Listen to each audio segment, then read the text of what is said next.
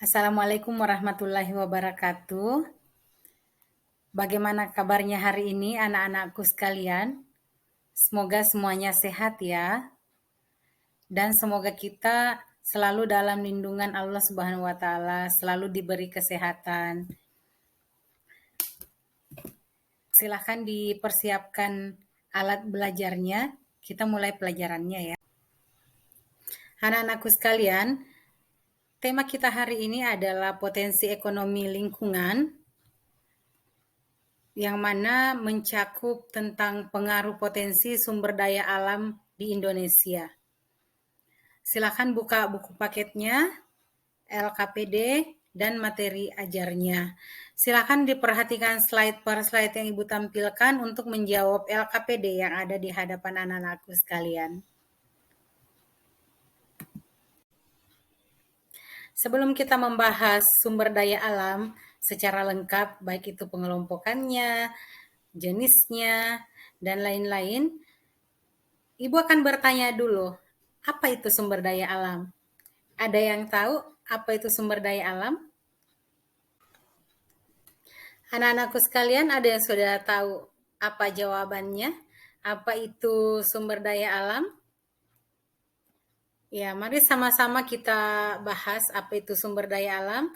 Jadi sumber daya alam adalah semua potensi alam yang berada di bumi, baik itu benda mati ataupun makhluk hidup yang berada di atas permukaan bumi, di bawah permukaan bumi, ataupun di permukaan bumi itu sendiri yang bisa dimanfaatkan untuk kebutuhan hidupnya manusia. Sumber daya alam yang ada di muka bumi ini dikelompokkan ke dalam 3 jenis. Yang pertama berdasarkan sifatnya, yang kedua berdasarkan jenisnya, dan yang ketiga berdasarkan habitatnya. Pengelompokan sumber daya alam tersebut akan Ibu tampilkan di slide ini dan beberapa slide berikutnya. Silakan disimak ya. Di slide ini kita bahas pengelompokan pertama dari sumber daya alam, yaitu sumber daya alam berdasarkan sifatnya. Berdasarkan sifatnya, sumber daya alam itu dibagi atas dua. Yang pertama sumber daya alam yang terbarukan atau bisa diperbaharui. Contohnya air, tanah, hewan ternak, tumbuhan.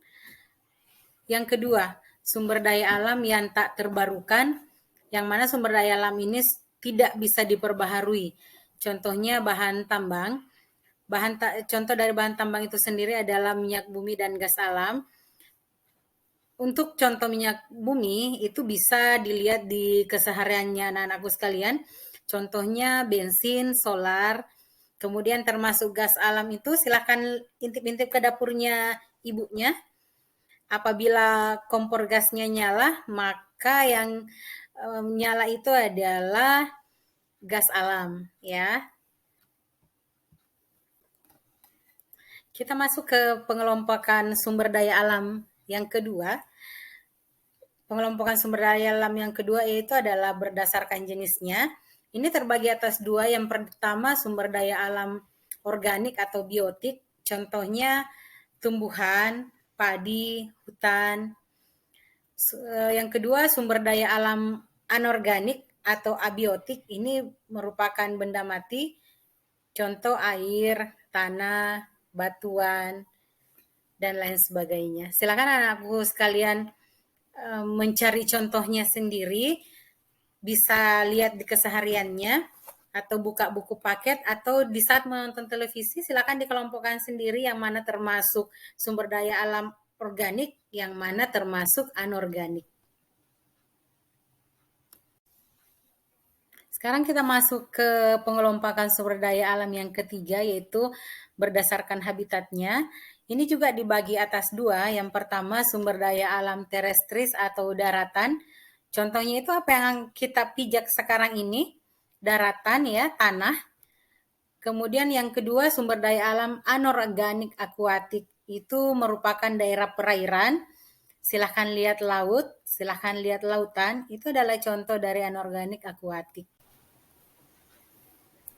Tadi kita sudah membahas tentang pengelompokan sumber daya alam, maka sekarang kita membahas tentang potensi sumber daya alam yang ada di Indonesia. Sumber daya alam yang ada di Indonesia itu terbagi atas 3. Yang pertama hutan, yang kedua tambang, yang ketiga itu adalah kemaritiman. Hutan terdiri atas beberapa jenis. Yang pertama hutan konservasi, yang kedua hutan lindung, yang ketiga hutan produksi. Yang termasuk hutan konservasi contohnya Suaka Marga Satwa dan Cagar Alam. Yang termasuk hutan lindung itu hutan mangrove yang ada di sekitar wilayah pantai untuk mencegah terjadinya abrasi. Yang ketiga itu hutan produksi. Yang termasuk ke dalam hutan produksi itu adalah hutan yang terdiri atas pohon jati, hutan yang terdiri atas pohon pinus.